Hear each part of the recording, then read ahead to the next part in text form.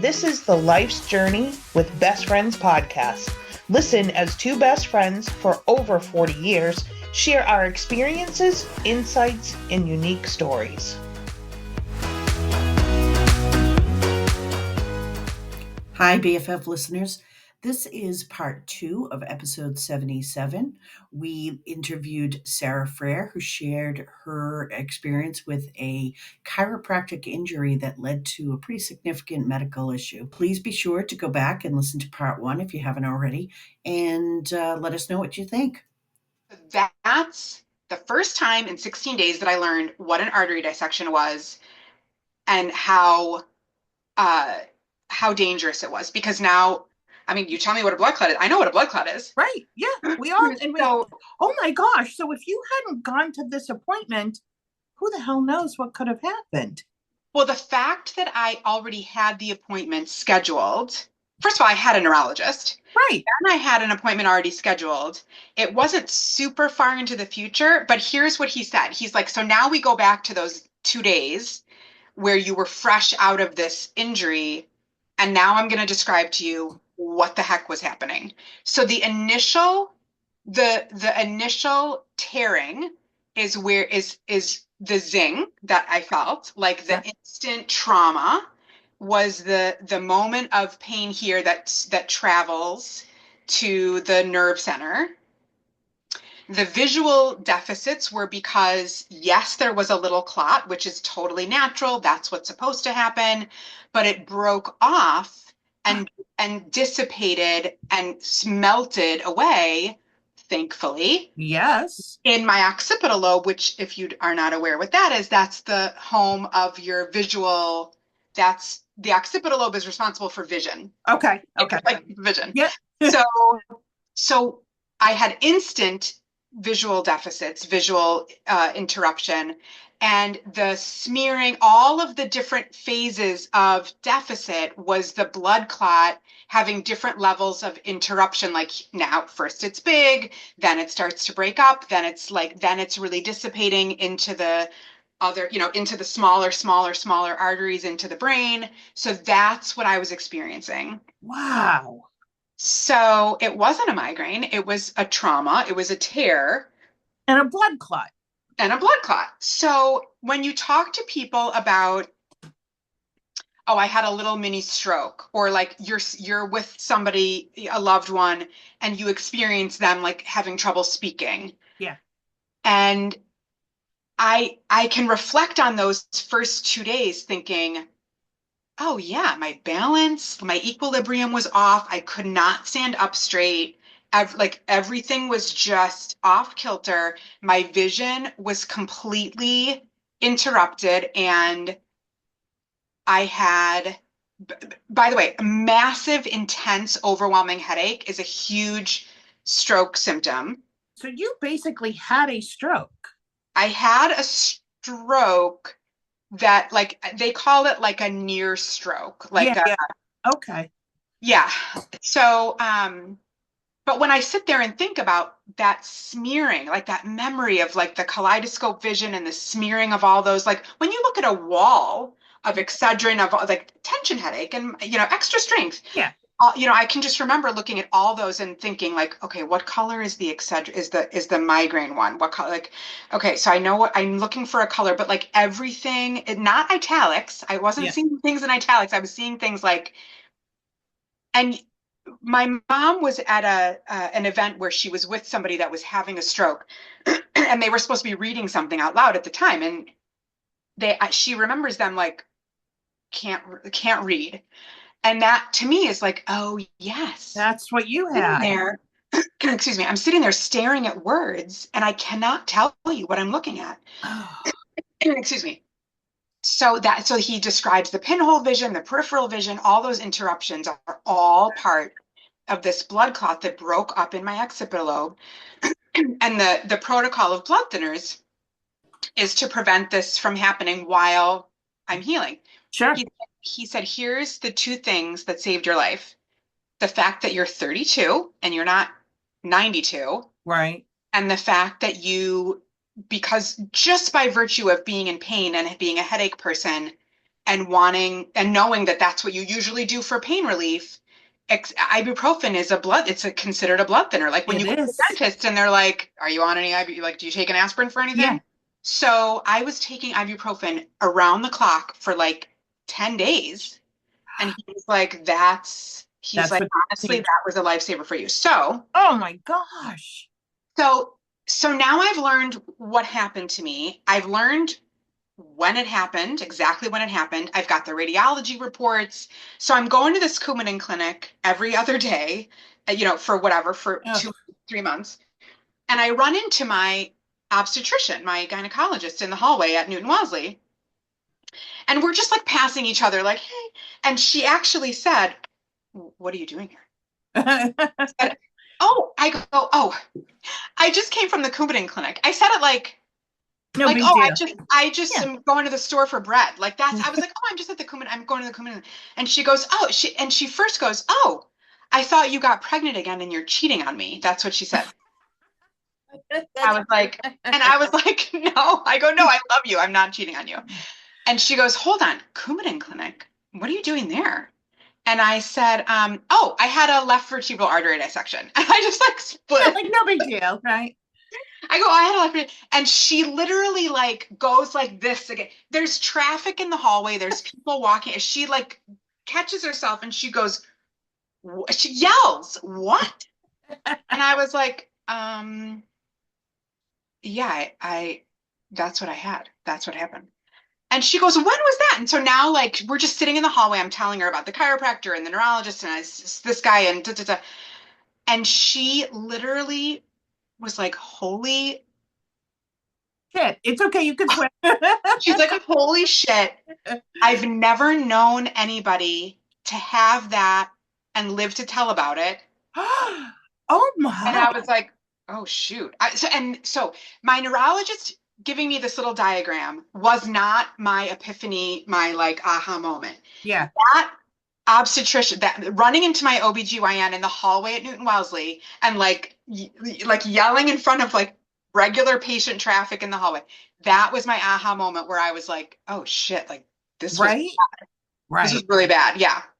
Oh my gosh. So of course, now it's part of my medical record. So anytime I see a new doctor or like anytime somebody's like, yeah, tell me about your surgeries. I'm like, well, I had this surgery and I had tonsils out. And I was like, and also, like, I don't know where to put this, but I had a left, and they were like, and you live to tell like, about oh, it. shoot. So I'm like, every time I'm like, oh my God, I forgot how big a deal this was. Right, right. So okay. So I end up getting pregnant with my son. Mm-hmm. And I go to my first appointment with her and she goes, well, shoot. She was like, okay, first I told you that I've never met anybody that lived to tell about this. She goes, secondly, I've never had a patient in my obstetrician, patient caseload that is pregnant having survived this injury. She's like, I don't know how to treat you. And I was like, what you mean? I was like, what's the problem? Right. Well, don't you know we take your blood pressure every time? Like your circulatory system is totally a facet of like managing your pregnancy. She's like, I do not feel comfortable managing this pregnancy without a high risk doctor. So she's like, I'll see you, but I have to refer you to high risk. And I was like, oh, for God's sake. I was like, you're like, I'm fine. I know. I was like, what? I was like, everybody's going through so much trouble. So I end up at this high risk guy, and the high risk guy says, I'll never forget. He goes, so nothing's like wrong with you per se. You're just here because this is really fascinating. And I was like, I go, I don't care why I'm here as long as it's covered. I was like, that's a great answer. I go, I don't care how many ultrasounds you do. I don't care if we look at this baby every day. As long as insurance pays for it, I don't care. Oh my God. They were like, all right. So I kind of sailed through my pregnancy. I think my husband would probably tell you differently, but it was a great time. Yeah, so I get to my, I guess I should like take this back. So when I was still meeting with the neurologist frequently, by the way, it was 3 months of Coumadin.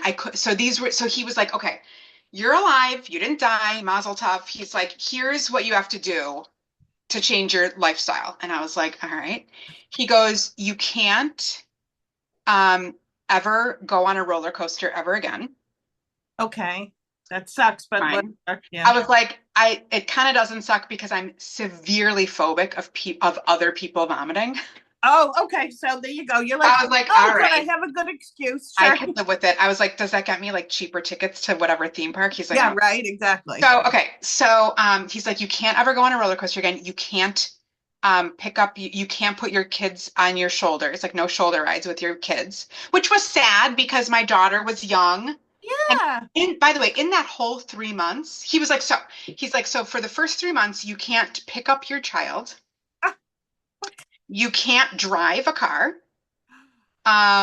You can't do anything that will jerk you around. He was like, so oh, no sex. he was like, be careful in the bedroom. I was like, Oh, that was the first thing that came. I was like, yeah, I was like, so, okay. So I will also cut. So now I'll keep cutting in. So I joined a Facebook group for survivors of this injury, which Okay. there's a Facebook group for everything. Yeah, there is. So I joined a Facebook group for survivors, and many, many, many of the survivors are healed and somewhat, really like unscathed, right? Like sort of living life without.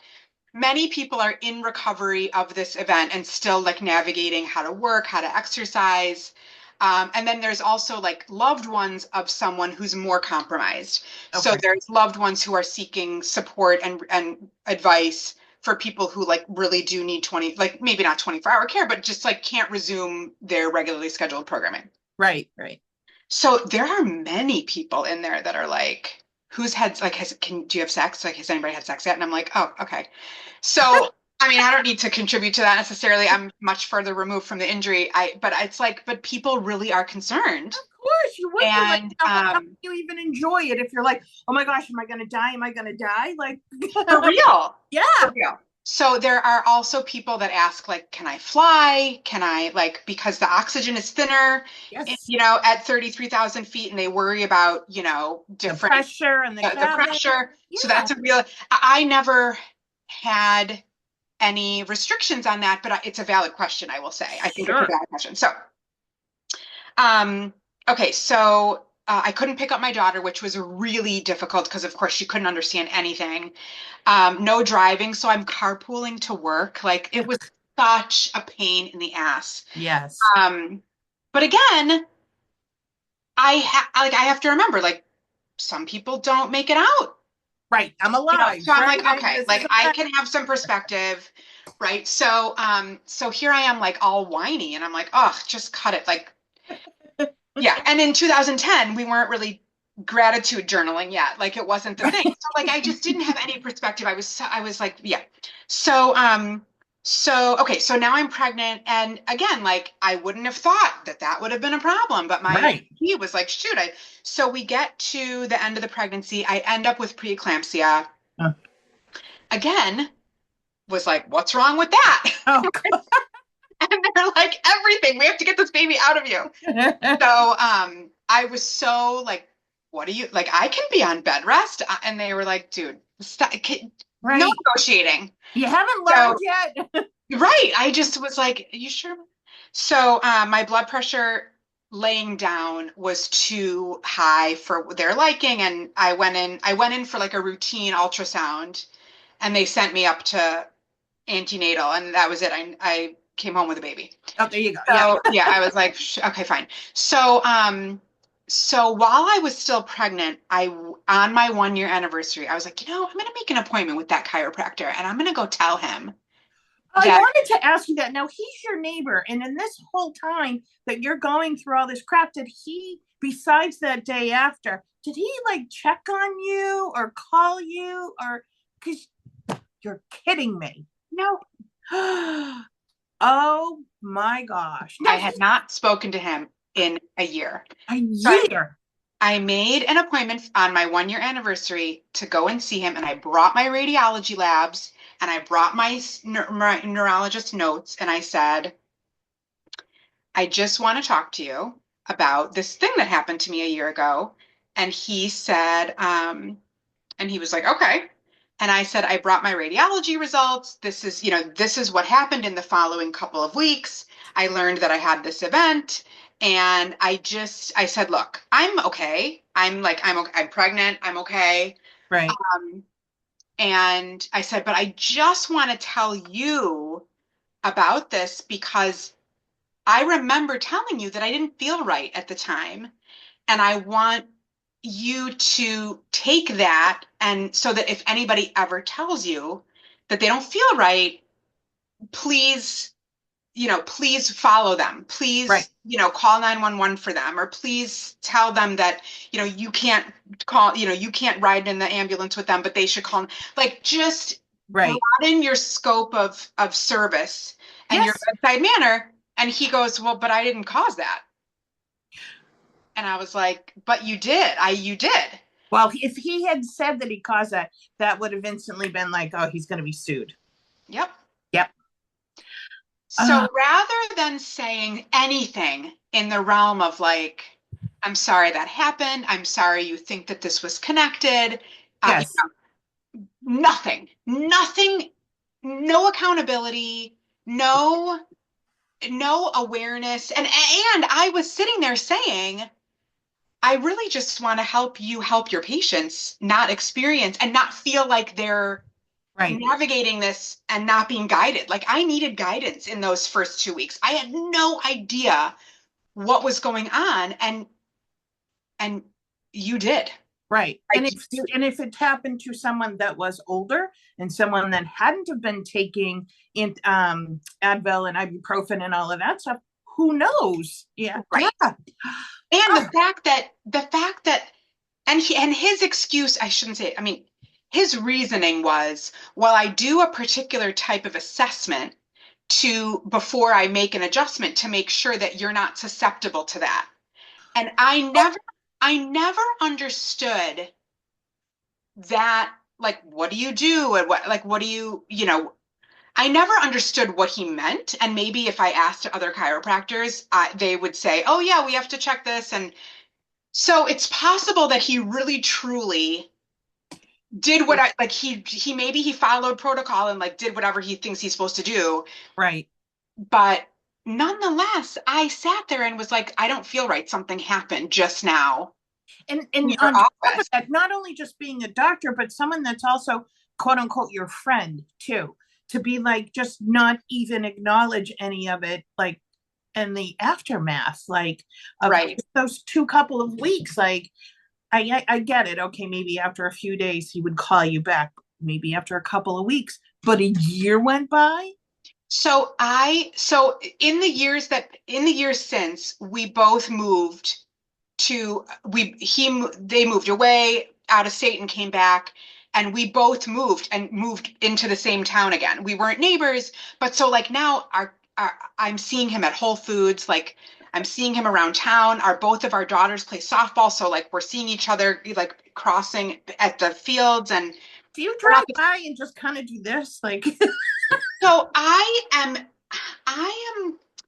my personality type is like, I'm not particularly confrontational unless you back me into a corner, which is probably not that uncommon. Like, I don't really want to, like, I'm not witty. Yeah. I don't know what to say on my feet. If you say something to me, I do not have the right words in the moment. I leave and I'm like, oh, I should have said this. I should have said that. Yeah, right. You have those sour thoughts later. And you're just like, damn it, I should have said that. Yeah. Like, I've got my note. Like, let me go into my notes and like, oh, I want to say this. Right. Yes. So every time I would see him, I would get this twinge of anxiety in the pit of my stomach, which I never felt that before. It was my fight or flight. And I just would, my whole body would go numb and I would walk the other way. And so. Well, that person hurt you and could have ended your life. And once you realize that, now every time you see him, you associate him with that all over again. Like, I can't even see him in the grocery store. I can't. I get it. Yeah. Yeah, I can't see him in the grocery store. I can't see him. It's like, I just can't be in the same vicinity. And so I just felt uh,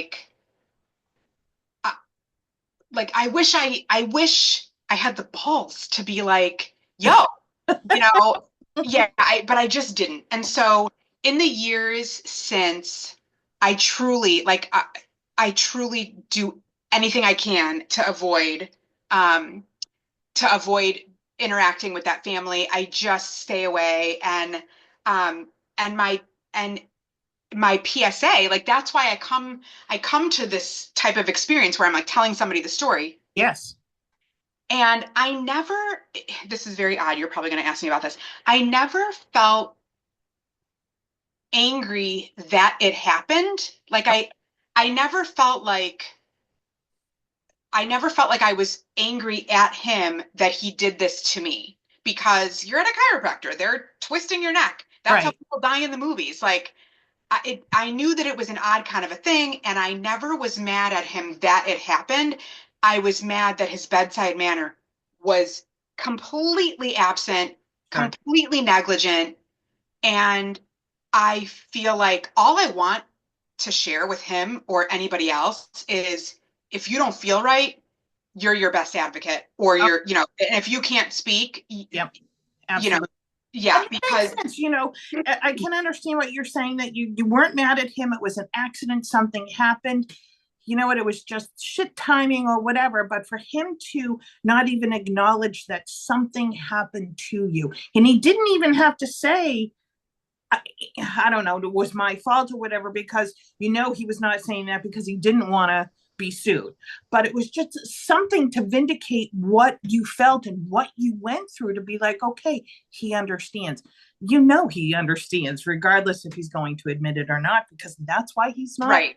saying anything. Well, and in my and I never even looked at the waiver. I probably like folded it and put it in the pile of crap, We all behind do that. like Yeah, where I put the rest of my junk mail. right. And I'm like, I bet the waiver probably said like we are not responsible for, or like this is what may happen to you. And Right. so he could always have gone back to that and been like, hey, you got to go to the ER right now. This is totally a risk of this type of. He could have said all of that. And by Right. the way, the waiver is what protects him anyway. So he would have Right. been protected if the waiver was written correctly. So in the months after, or at some point, I did seek out a lawyer. My sister-in-law had recommended some like injury attorney to me. I sat down with them with my radiology stuff and all this, and they said, and this may not just be Massachusetts, but in Massachusetts, you you have a really hard time going up against the medical industry because they protect each other. So no, Of course. and I don't think that that's particularly odd. I just, I'm going to say that, but I feel like his reasoning was, look, you didn't have life altering like you don't have deficits, life long, lasting deficits. You didn't have a stroke where you're debilitated in any way. You didn't miss work because I could work from home. I had my laptop. Like I didn't technically lose any wages, which as soon as I mentioned, they're like, oh my God, well, you lost weight. I was like, actually, like I should have Right. not worked. I should have not worked. And I should have said, but again, I didn't know. And I was a doer. I was like, this is such an inconvenience. I need to be working right now. Right. Because we're so bred for that.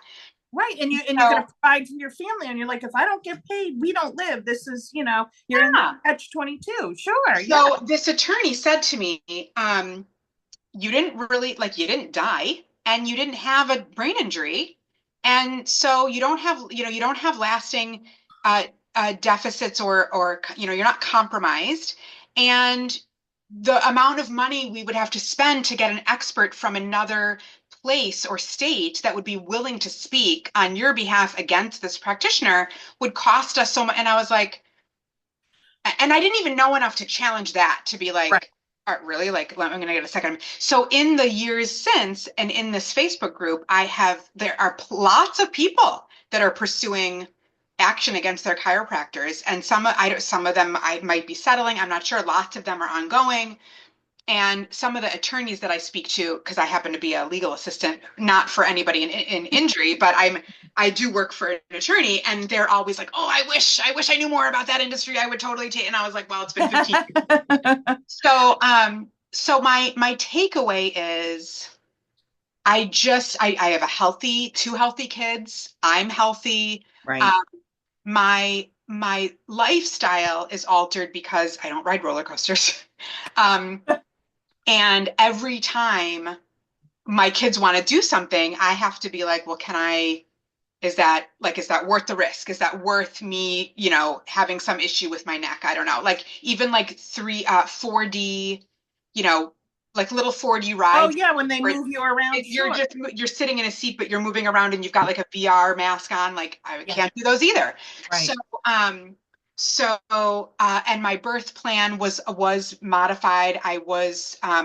So yes, I had preeclampsia. So my labor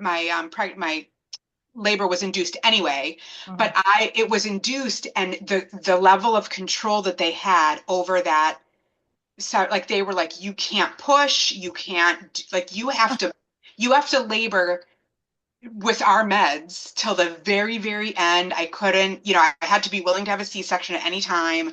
So it was just, not that I minded. That doesn't particularly bother me. There's a lot of other people that have a birth plan that they're like obsessed over how it goes. And Yeah. I just was like, whatever's safe, I don't really care. But to know that it had to be modified because of this thing that happened. Right. And, it wasn't something that was your choice. This was not your choice. Right. Yeah, you didn't say, oh, okay, I'm going to try this jumping out of an airplane, and if something happens, something happens. You don't really think about going to a chiropractor. No. Right. No. Like I don't jump on trampolines anymore. I don't, I'm not sure I ever would have gone bungee jumping, but that's off the table now. So there's lots of like adventurous things that a lot of people do, especially as we get older, like our 40s, 50s. Yep. People like, I want to go do super cool things, exciting things. None of that adventure. I also I don't know if you, especially during COVID, they always were like sneeze into your elbow. Like yes. If you sneeze into your elbow, your head is turned and you can tweak your neck. So like, I can't do that.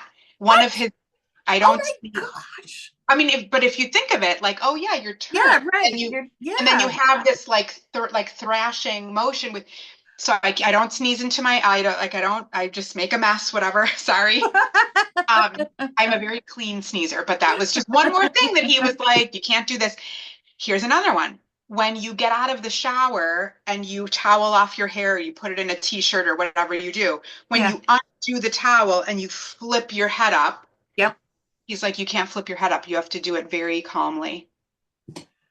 That's just stuff that you wouldn't even think of and has been probably second nature your entire life. Yep. Wow. Yep. Wow. Well, so all these little things, and again, like to an attorney, like a defense attorney would be like, yes, all of those things are changes to, and I get it. And I wish I felt more drive to pursue this. Yeah. I just feel like, I'm okay. And I will say that anytime anybody ever asks in like our Facebook community boards, anytime anybody says like, who has this practice, dog wash this, if somebody asks who, if they have a chiropractor recommendation, I will comment, I'll private message you, and then I message them and say, I can't, I'm not gonna, you can ask me any questions, but I'm not gonna share his name. If I see that so-and-so in this list, I will let you know that I don't recommend them. But I have a story to share if you want, and I'm not going to put it right. So I just don't, because he could sue me for slander if I spread. Now, the truth is that I'm not lying. So it's not technically slander. I'm not lying about anything, but it could just get ugly. And I've never mentioned his name on social media. I've referenced this event, and I usually write something on my anniversary with some sort of like awareness about, I'll post some article or something. Sure. And people send me stuff all the time. They're like, so-and-so died at a young age from a mysterious stroke. And I'm like, yep, it's not that mysterious. So people will send me articles a lot just to be like, I think of you every time somebody says they want to go to the chiropractor. I say, no, never. So, yeah, that's kind of been so I do believe that my headache treatment, how I manage my headaches or how I get headaches, I think that is part of this, pre-event, post-event kind of like, what do you call it? Like a benchmark, not a benchmark, but like a dichotomy of time kind of a Sure. thing. Yep. And I don't know if my headaches are different, but I certainly know that it took me a really long time to get them under control again. I've had to do different things. And now my life is about protecting my neck, preventing anything else traumatic from happening. And yeah, it'll always be part of my medical history now. Yeah, It's not I like just bet. because I'm healed doesn't mean that it doesn't erase the event. No, of course not. Now, every time you get a headache, do you think like, oh my gosh, it's back again? Like, do you have I don't. I kind of don't. PTSD type of thing? I don't have PTSD with headaches, but do you know like if you turn to talk to somebody and you get like a little twinge, like if Yes. you turn too fast, I don't Yes. know what that's called, Yeah. but that I will say, oh my gosh, I don't know. Yeah, that Yeah. to me that reminds me. And I got rear-ended at a stoplight. Super minor, like nothing happened. But since I got rear-ended and I could take advantage of somebody else's insurance, I was like, I have to go to the hospital. I have to get checked out. Well, yeah, because you're gonna Yeah. panic and be like, oh my gosh, especially when you're saying that happened with your dad, that he got into a car accident and something Yeah. similar happened to him. Oh my gosh, I would be like panic city, like Yeah. a panic room. Like, yeah, definitely. Oh my gosh. Yeah. So I'm not like, it's not like I'm on blood thinners for the rest of I mean, again, overall, you wouldn't know it. I'm healthy. I don't, word finding, I will say word finding is, sometimes I wonder if it's as a result of one of the meds I was taking, or if that's just like, sometimes I don't think right. Maybe it's my age. Maybe I don't know. But it's obviously your age. It's always yeah, I always wonder like, did I have like, are there actually residual effects that I can't put my finger on because I don't know. I wouldn't know. I don't know. And it's like I just some of those little things I just live with and I never will know. But yeah, like that's my Wow. crazy story of a life-threatening event that didn't look life-threatening in the I was walking around for 2.5 weeks, no idea. That's crazy. Yeah. Absolutely crazy. So, I mean, not that I'm glad that like put this out there and asked, but I'm so glad that you were able to share this story with us because yes, you don't know you do have to be your own advocate. And, I've had that in my life as well with some medical things. And people just think, okay, doctors know everything. And you know what? It's called practicing medicine for a reason. And you know your body better than anyone else. So if you feel like, okay, yeah, they treated me, but there's still something wrong. You know what? Be that squeaky wheel, be that person that just keeps going back and saying, Sure. something's not right. Something's not right. Well, and I'm glad you said that because I feel like I always think of myself as this clinician by trade. So like my schooling and my experience and if somebody in my family has a medical issue and I'm the one that'll go to the doctor with them. I want to be the one to take notes and know who to, because that's how I know the language and I know. But when you're the patient, yeah, sometimes it all goes out the window, just like you're oh, totally. like it just goes out the window. Like you can't take your own medicine. You don't know. And so, but at the same time, I'm grateful that I even knew to ask any questions at all. Right. Because I was still so in the dark with what happened, but I was like, I just need to know what's going on. And I do, I get why I was in the dark because my neurologist wanted to control the situation, especially knowing that I was still like I'm still driving and, don't pick up your daughter. And so I get reminded, I get like reminded a lot because I remember talking about this with a physical therapist not too long after the event, probably within like 3 or 4 years, 5 years. And I remember being really tight in my neck. And I went to a PT to I don't know, help me. And he goes, all right, I'll tell you what. I'm going to help you stretch, but I'm not going to do any, like, I'm not touching your neck if you paid me $1 million. He's like, I'm not going to be any part of whatever crazy shit like, I'm not, right. I'll help you stretch, but I'm not, he's like, I don't know what you think you want me to do. I'm not going to. So, and there was another physical therapist that I happened to say, like, well, you know about what happened with the chiropractor. Like, I tell everybody this, like, and he was like, what happened? And he literally, again, was like, whoa. Oh, not touching you. And I thought, I keep forgetting that if you're talking, like, I could talk to somebody who likes going to a chiropractor and just enough to scare them out of ever going back, or scare them out of getting their neck adjusted, and they'll see the chiropractor for their elbow or their hips or something different. Right. But not their neck. When I talk to a medical professional, they are like, holy crap, like, you did you have a stroke? Did you die? I was like, I keep forgetting how traumatic this is. And it reminds me that my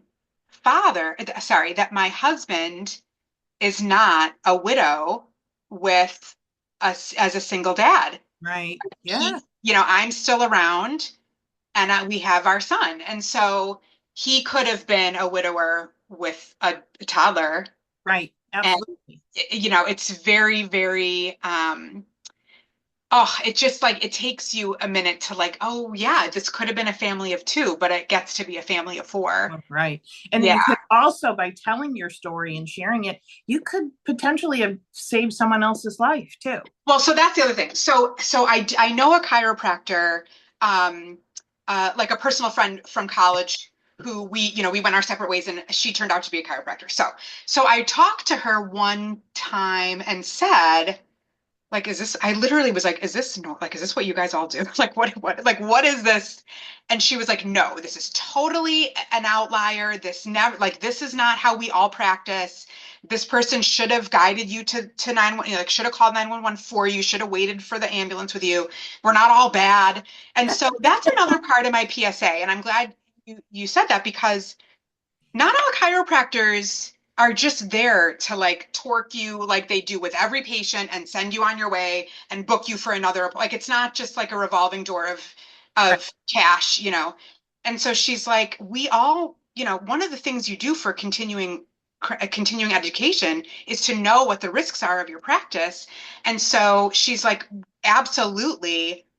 If you're the patient and you feel something wrong, say something. If you're the practitioner, like, if you go to a chiropractor, or if you are a chiropractor, just have some, like, you took an oath to put your patient's, interests first ahead of your own as a practitioner.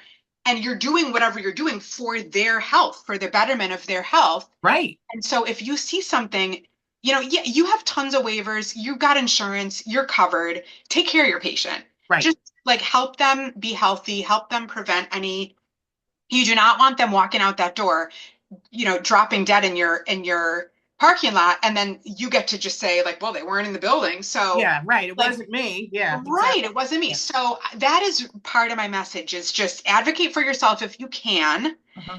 And if you, or tell your loved one that you're going to a chiropractor, whatever it is. And if you're a practitioner, help your patient. Like, that's literally all I was trying to do when I went to see him a year later, that he so immediately, didn't take any accountability and took his hands right off of that and was like, and I'm not sure if I even said, I'm not suing you. Right. I'm not sure I, like, gave him the satisfaction of knowing that wasn't my goal in that moment, but I was like, I'm just here to help you be a better practitioner. Right. And, it's your ego is in the way of you admitting that a patient, neighbor, friend could possibly be a resource for you. Sorry. That is a little scary that everyone tries to protect themselves so much, because there are people out there that aren't really hurt, and and they sue them. And that's why they have all this. They abuse the disability insurance or whatever. Yeah, totally. Exactly. And then the people that really need it, or could benefit from it, they're the ones that suffer. So it Yeah. is unfortunate. So not that I understand why he did it, but I can understand in any circumstance when there is something like that. Even when someone slips and falls at your house, you're like, oh my gosh, am I going to do? Right. You're like, oh my God. That's like your first. Right. Here's a Band-Aid. Right. Yeah. Right. And not I would hope that everyone is taught by their parents to either say, if you can't say something good, then you don't say something at all, and hopefully like this would be the same thing like what you're saying. I'm not telling people not to go to this person. I'm not putting the name out there, but I'm just giving you advice. Or, the same thing, like if someone else slips and fall at someone else's house, like, hey, it's not their fault, it just shit happens sometimes. Right. Right. And there's really nothing you can do, but you should be helping that person, right. to get back on their feet. It says so much more. It says so much more about you when you don't help. Yes.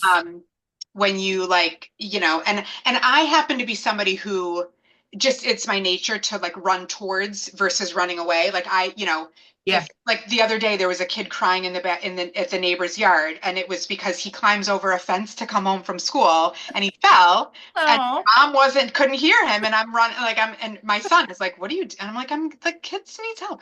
So right. I tend to run towards and but not everybody feels comfortable with that. Again, okay. Right. But just know that it's like all about the disclaimers. Like, just know that something could happen, and this right. is what you should do about it. And I can't say it enough. If you are a practitioner of any type, right. and your patient says that didn't feel right, like, start asking some questions. They're not more right. often than not, right. they need your help. Right. And if you can't help them, call someone that possibly can. That's yes. it. Plain and simple. The fact that he was like, I have another patient, so you just, and I'm like, it's like, get the frick out. Like, yeah, like next. Yeah, like it was just moving on. And I remember feeling like, I really don't feel like something's really wrong. Yeah. I can't even imagine. Oh. Yeah. And just, that whole first 24 hours of like the balance, the Walgreens experience, the clock on the wall. Yeah. All of that. I was like, man, this is no regular migraine. That's all I could think of, is like, this is no regular migraine. Right. This is like super migraine. Yeah. Yeah. So yeah, it's called a stroke. Actually, I was having a stroke. Yeah. You were having a stroke. Yeah. So, I never consider myself a stroke survivor. But you are. Yeah. I know. But again, like, it's hard to sort of like accept the fact, because I literally like don't know. I don't see it but yes, you just see it as an accident. Call a spade a spade. Yeah, I get it. Yeah. So that's my story. Well, Sara, thank you so much for sharing your story. I really, really appreciate it. And I know our listeners, our BFFers are going to think this is just as crazy and wild as I think it is. Yeah. Well, I appreciate the platform. I'm excited, because I was excited to do this because as much as I share it and like just post it on Facebook, like, I really think it's important. I think, first of all, self-care is so valuable.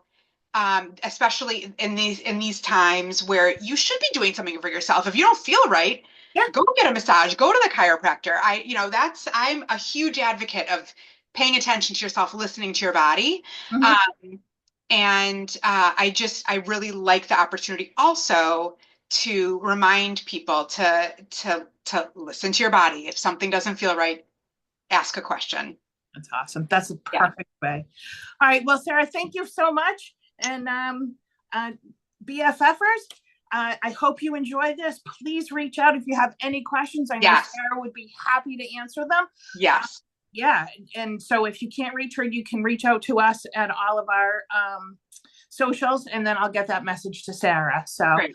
All right. Thank you. Thank you for your time. Thank you for hosting me. Absolutely. And I'll talk to you soon. All right. Thank you. Okay.